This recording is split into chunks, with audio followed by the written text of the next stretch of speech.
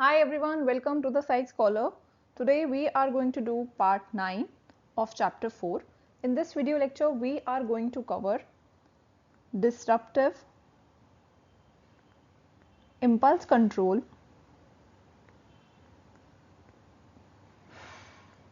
and conduct disorder. We are also going to do eating disorders. Now let's try to understand the meaning of disruptive impulse control and conduct disorder. So this is the broad category.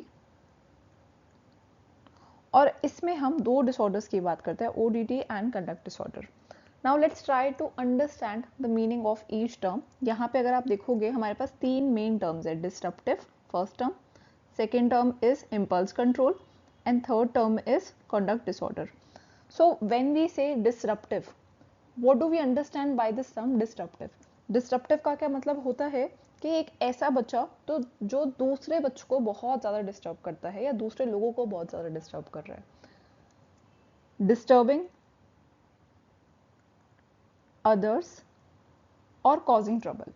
सो डिस्टर्प्टिव का क्या मतलब है? एक ऐसा बच्चा जो दूसरे लोगों को काफ़ी ज़्यादा डिस्टर्ब कर रहा है या बहुत ज़्यादा प्रॉब्लम क्रिएट कर रहा है. फॉर एग्जाम्पल, सारे बच्चे क्लास में शांति से बैठे हैं, पढ़ रहे हैं, पर एक बच्चा ऐसा है जो क्लास में बहुत ज़ोर ज़ोर से चिल्ला रहा है. अब इसके चिल्लाने से क्या हो रहा है? डिस्टर्बेंस क्रिएट हो रही है और बाकी के बच्चे पढ़ नहीं पा रहे हैं. Then is impulse control. Impulse control का मतलब क्या होता है? पहले आप इम्पल्स का मतलब समझो. इम्पल्स का मीनिंग है sudden strong feeling to do something. एक ऐसी फीलिंग कि आपको ये चीज़ करनी है.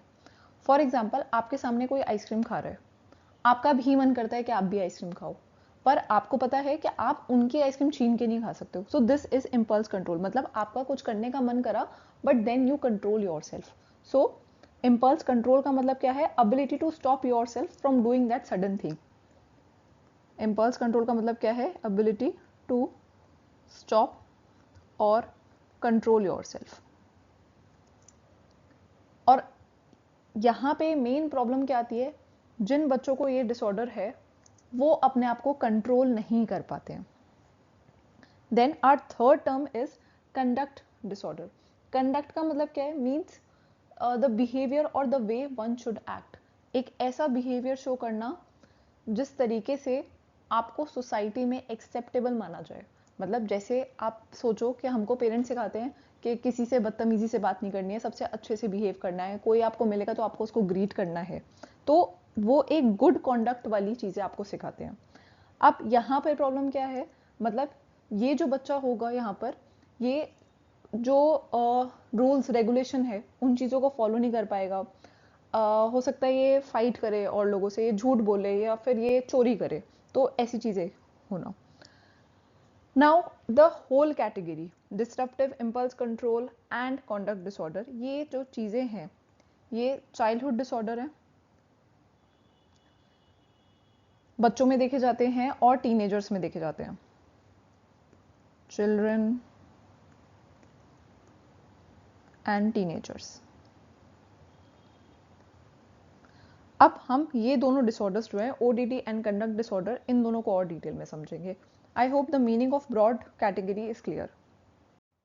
अपोजिशनल डिफाइंट डिसऑर्डर, इसको हम शॉर्ट में ओडीडी बोलते हैं. सो द टर्म डिफाइंट, इसका मतलब है ये जो बच्चे हैं ये डिसओबे करते हैं, इनको रूल्स रेगुलेशन को फॉलो करने में बहुत ज़्यादा प्रॉब्लम आती है. ये बच्चे काफ़ी ज़्यादा स्टबर्न होंगे, मतलब बहुत ज़्यादा रिजिड हैं, जो इन्होंने बोल दिया और ये दूसरों की, बड़ों की बातें नहीं सुन पाते हैं, मतलब उनको फॉलो नहीं कर पाते हैं, जल्दी से इरिटेट होंगे. डिफाइंट, डिसोबीडियंट, अगेन चीज़ों को फॉलो ना करना, and behave in a very hostile manner, काफ़ी ज़्यादा गुस्से में बिहेव करते हैं ये. The child often argues with adult, ये जो अडल्ट हैं उनसे बहुत ज़्यादा आर्ग्यू करेगा. रिफ्यूजेस टू फॉलो रूल, यहाँ पर ये जो बच्चा है इसको रूल्स फॉलो करने में बहुत ज़्यादा प्रॉब्लम आती है और ये बहुत जल्दी गुस्से में आ जाता है. Gets angry very easily and blame others for their mistake. Suppose करो यहाँ पे इन बच्चों के साथ क्या प्रॉब्लम होती है, ये अपना जो बिहेवियर है ना उसको जस्टिफाई कर देते हैं as a reaction to the demand. मतलब अगर ये इनकी कभी किसी से आर्ग्यूमेंट हो रही है तो ये बोलेंगे उन्होंने पहले मेरे साथ ऐसा करा था इसलिए मैंने ये बिहेवियर शो करा. तो यहाँ पे प्रॉब्लम क्या है, ये बच्चा बहुत ज़्यादा गुस्से में आ जाता है, जैसे आप इस फोटो में देख सकते हैं, और ये अपने बिहेवियर को जस्टिफाई कर देता है। जस्टिफाई कैसे करता है कि बोलता है जो एक्सटर्नल सिचुएशन थी, जो सर्कमस्टांसेस थे, उस वजह से मैंने ऐसा करा है, अदरवाइज मैं ऐसा नहीं करता। तो यहाँ पे आपको क्या याद रखना है, ये जो बच्चे हैं ये डिसओबे करते हैं, ये रूल्स रेगुलेशन को फॉलो नहीं कर पाते हैं। I hope the meaning of ODD is clear. Now let's understand conduct disorder. Conduct disorder का मतलब क्या है, यहाँ जो बच्चा है वो बहुत ज़्यादा एंटी सोशल बिहेवियर दिखाएगा। एंटी सोशल बिहेवियर का मतलब क्या है, ऐसा बिहेवियर जो हमारी सोसाइटी में एक्सेप्टेबल नहीं है, जैसे वॉयलेट फैमिली एक्सपेक्टेशंस, जो हमारी फैमिली हमसे एक्सपेक्टेशंस रखती है, ये बच्चा उस एक्सपेक्टेशन को फुलफिल नहीं कर पाएगा, सोसाइटल नॉर्म्स को फॉलो नहीं कर पाएगा, और हो सकता है ये अपनी खुद की या दूसरों की प्रॉपर्टी को भी डैमेज करे। तो यहाँ पे प्रॉब्लम क्या आती है, ये जो होंगे बच्चे होंगे, दे ब्रेक रूल्स, ये दूसरों को हर्ट करेंगे, हर्ट अदर्स, और यहाँ पर ये चीज़ों को डैमेज करेंगे, डैमेज थिंग्स। अब ये जो चीज़ें करते हैं उसकी वजह से काफ़ी ज़्यादा हार्म कॉज होता है। एनिमल्स को भी हार्म पहुंचा सकते हैं ये लोग, प्रॉपर्टी को भी डैमेज कर सकते हैं, झूठ बोल सकते हैं, चोरी कर सकते हैं, या फिर कोई बहुत ज़्यादा सीरियस रूल वायलेशन कर सकते हैं, जैसे घर से बहुत देर देर तक लेट बाहर रह रहे हैं विदाउट एनी परमिशन। तो ऐसी चीज़ें। नाउ यहाँ पर हमारा कंडक्ट डिसऑर्डर हो गया है। NCERT में एक पैराग्राफ और है एग्रेशन को लेके। अब ये जो बच्चे हैं, कंडक्ट डिसऑर्डर वाले जो बच्चे हैं, ये काफ़ी ज़्यादा अग्रेसिव है। Now there are different type of aggression, जैसे वर्बल एग्रेशन। वर्बल एग्रेशन का मतलब क्या है कि आप लैंग्वेज का इस्तेमाल कर रहे हो अपने एग्रेशन को एक्सप्रेस करने के लिए, जैसे किसी को किसी और नेम से चिढ़ाना, नेम कॉलिंग करना। फिजिकल एग्रेशन मतलब आप फाइट कर रहे हो, आप दूसरों से लड़ाई कर रहे हो, हिटिंग, फाइटिंग, ये सब चीज़ें, ताकि फिजिकली हार्म पहुंचे। Hostile aggression, hostile aggression is hurting others on purpose. आपको गुस्सा आता है, इस वजह से आप दूसरों को चोट पहुंचाना चाहते हो। Then is proactive aggression. Proactive aggression simply means आपके सामने कोई प्रोवोकेशन नहीं है, you just want to dominate others, तो इसलिए आप क्या करते हो, आप एग्रेशन शो करते हो बिना किसी प्रोवोकेशन के। आप एग्रेशन शो करते हो, जैसे इसमें होता है, बुलिंग में होता है, मतलब जब आप किसी को बिना किसी प्रोवोकेशन के सिर्फ और सिर्फ डोमिनेट करने के लिए एक एग्रेशन शो करते हो, उसको हम प्रोएक्टिव एग्रेशन बोलते हैं। I hope this conduct disorder is clear. All different type of aggression is also clear. Verbal aggression में लैंग्वेज का इस्तेमाल होता है, फिजिकल एग्रेशन में फिजिकल बॉडी के थ्रू आप दूसरों को हार्म पहुंचाने की कोशिश करते हो, हॉस्टाइल एग्रेशन में आउट ऑफ एंगर आप किसी को हार्म करने की कोशिश करते हो, एंड प्रोएक्टिव में आप बिना किसी प्रोवोकेशन के दूसरे को हर्ट करने की कोशिश करते हो। I hope this is clear. Now let's try to understand the another category of disorder which is feeding and eating disorder। और ये जो है ये है हमारी broad category, और इसमें हम 3 disorders देखते हैं, anorexia nervosa, bulimia nervosa and binge eating। Now what happens in feeding and eating disorders? अब इस disorder में होता क्या है, person has unhealthy thoughts, feeling and behavior about food and body image। यहाँ पर बड़े नेगेटिव और अनहेल्दी थॉट्स हैं, किस चीज को लेकर, फूड को लेकर, ईटिंग हैबिट्स को लेकर और बॉडी इमेज को लेकर। अब हम इन तीनों डिसऑर्डर्स को डिटेल में डिस्कस करते हैं। First disorder is anorexia nervosa. Anorexia nervosa में क्या होता है, the individual has an distorted body image which simply means they think that they are overweight. इनको ऐसा फील होता है कि ये ओवरवेट है, बट रियलिटी में ऐसा कुछ नहीं होता है। सो डिस्टॉर्टेड बॉडी इमेज मतलब अपने आप को सही तरीके से परसीव नहीं करते हैं, इनको ऐसा फील होता है ये बहुत ज़्यादा ओवरवेट है, बट रियलिटी में ऐसा कुछ नहीं होता, ये बिल्कुल पतले दुबले से होंगे, इवन अंडरवेट ही होंगे। रिफ्यूज टू ईट, बिल्कुल भी खाना नहीं खाएंगे, बहुत ज़्यादा एक्सरसाइज करेंगे, और इतनी ज़्यादा एक्सरसाइज करते हैं कि इनका जो वेट है वो बहुत ज़्यादा लूज हो जाता है।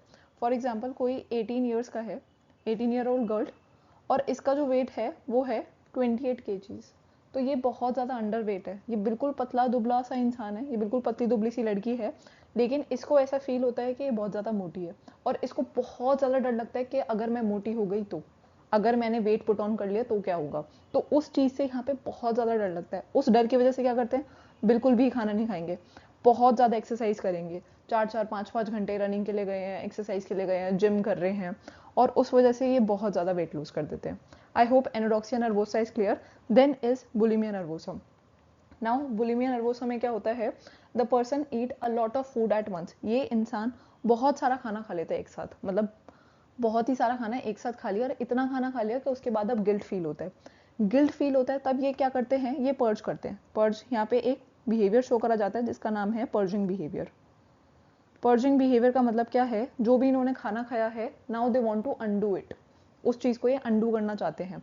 तो ये कोई ऐसी मेडिसिन लेंगे, जैसे कोई लेक्सेटिव ले लिया इन्होंने, उससे क्या होगा, जो भी इन्होंने खाया है, जो भी इनकी बॉडी में सॉलिड वेस्ट है, वो बॉडी से बाहर चला जाएगा। मतलब ये वॉशरूम वगैरह जाएंगे या वॉमिटिंग के थ्रू उस खाने को बाहर निकालना चाहते हैं ये लोग। So I hope second disorder bulimia nervosa is also clear. Third is binge eating disorder. Binge eating का मतलब क्या है कि यहाँ पर इस इंसान को ऐसे एपिसोड्स आते हैं जिसमें ये बहुत ज़्यादा खाना खाता है, और ये अचानक से ही बहुत ज़्यादा खाना खाने लग जाते हैं। आउट ऑफ कंट्रोल ईटिंग, मतलब अपने कंट्रोल में नहीं है, और बस ये खाए जा रहे हैं, खाए जा रहे हैं, रुक नहीं पा रहे। नॉर्मल स्पीड से हायर स्पीड पे खाएंगे, नॉर्मल स्पीड पे नहीं खाते हैं, काफ़ी जल्दी जल्दी एकदम से खाना खाए जा रहे हैं, खाए जा रहे हैं, ढंग से इन्होंने बिल्कुल च्यू नहीं करा है और बिल्कुल ही खाए जा रहे हैं बस। और ये कब तक ये खाना खाएंगे, जब तक इनको ऐसा फील ना हो कि ये बहुत ज़्यादा फुल हो चुके हैं। मतलब ये खाते खाते भी इतना अनकंफर्टेबल फील कर रहे होंगे, और इनको जो बाकी के लोग हैं उनके सामने भी इनको बहुत ज़्यादा एम्बेरसमेंट फील होती है। So I hope all three disorders are clear. Anorexia nervosa में डिस्टॉर्टेड बॉडी इमेज है, बहुत ज़्यादा एक्सरसाइज करते हैं और बिल्कुल खाना नहीं खाते हैं। बुलिमिया नर्वोसा में खाना तो खा रहे हैं लेकिन उसके बाद पर्जिंग बिहेवियर शो करते हैं। बिंज ईटिंग में आउट ऑफ कंट्रोल ईटिंग होती है, इतनी ज़्यादा ईटिंग होती है कि बहुत ज़्यादा ये फुल फील करते हैं, लेकिन अपने आप को कंट्रोल करना फिर भी बहुत ज़्यादा मुश्किल हो जाता है। I hope these disorders are clear. So if you have any question, you may ask in the comment section, and if you want to download the PPT, you can email me on the psychscholar24@gmail.com.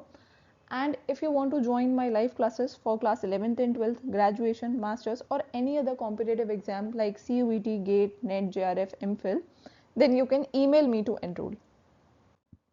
Thank you for watching this video lecture.